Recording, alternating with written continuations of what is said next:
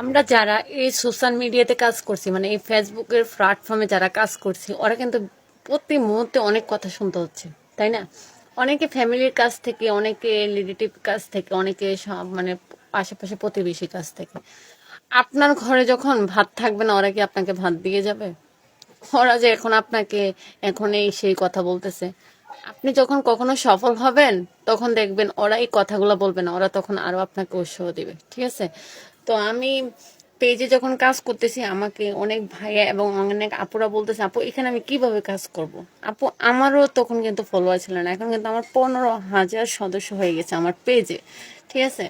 তো আলহামদুলিল্লাহ আমি এটা করছি একমাত্র আপনাদের কারণে। আপনারা আমাকে প্রতি মুহূর্তে অনেক সাপোর্ট করেন, অনেক ভালোবাসা দেন, আমার ভিডিও শেয়ার করেন, তার জন্য, ঠিক আছে?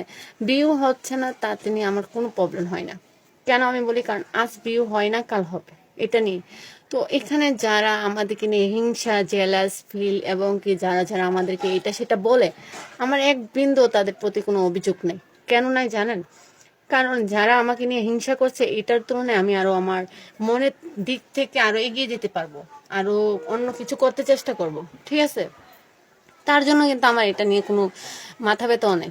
আর কে কি ভাবলো, কে কি ভাবে নাই, আমি পেজে কাজ করছি, আমি কি করতেছি কি না, আমার মোটো মাথায় একটু কাজ করে না যে আমার মানুষ এরকম কেন বলে আমি এটা করব না। এটা কিন্তু আমার একদমই মনে হয় না, কারণ আমার ঘরে যখন ভাত থাকবে না, কেউ ভাত দিতে আসবে না, ঠিক আছে? তো আমার কথাগুলো শুনতে খারাপ লাগলো, কিন্তু আমার কথাগুলোই কিন্তু একদম ঠিক। আপনার যখন তেল থাকবে মাথায়, সবাই তেল দিবে। আপনার মাথায় যখন তেল থাকবে না, কেউ তেল দিতে আসবে না। প্রতিবেশী কিছু কিছু মানুষ আছে এরকম, যে কিরকম ভাবে কথা বলে লাগে ওদের ঘরের মানুষটা, মানে ওদের ঘরে যে মেয়েটা আছে ওরা অনেক ভালো, ধোয়া তুলসী পাতা। ওর মেয়ে মোবাইল চালায় না, ওর মেয়ে ফেসবুক চালায় না, ওর মেয়ে এটা করে না। অথচ যাই দেখেন ওই মেয়েটা ওই ঘুমটার তলে বলে না, মানে কি বলবো, এখানে আমি কিছু বলতে পারছি না, বলে না ঘুমটার তলে সব শয়তান থাকে, ওইগুলো হচ্ছে এরকম আর কি।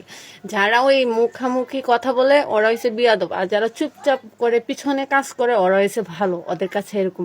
তো আমাদের সমাজটা এখন চলছে এরকম, আপনি কিছু ভালো করতে যাবেন, আজকে আপনি ভালো না। অথচ আপনি যদি কারোর সাথে তাল দিয়ে কিছু করতে যাবেন, আপনি অনেক ভালো। আসলে তাল জিনিসটা ভালো না, ঠিক আছে?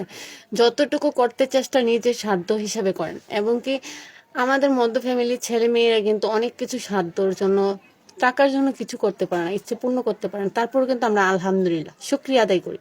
কারণ আমরা যতটুকু আল্লাহ তাআলা আমাদেরকে যতটুকু দিয়েছে তাতেই কিন্তু শুক্রিয়া, ঠিক আছে না? কিন্তু যাই দেখেন, আমরা যে সুখটাতে আছি, যাদের অনেক টাকা পয়সা আছে ওরা কিন্তু এই সুখটাতে নাই, ঠিক আছে না? তো এইটাই আমার কথা। কিছু কিছু আপুদের জন্য এই কথাগুলো আমার বলা হয়েছে, যে প্রতিবেশী বা যে আপুরা আমাকে বলে প্রশ্ন করে তাদের জন্য। তো ভালো থাকবেন, সুস্থ থাকবেন, আল্লাহ হাফেজ, টাটা।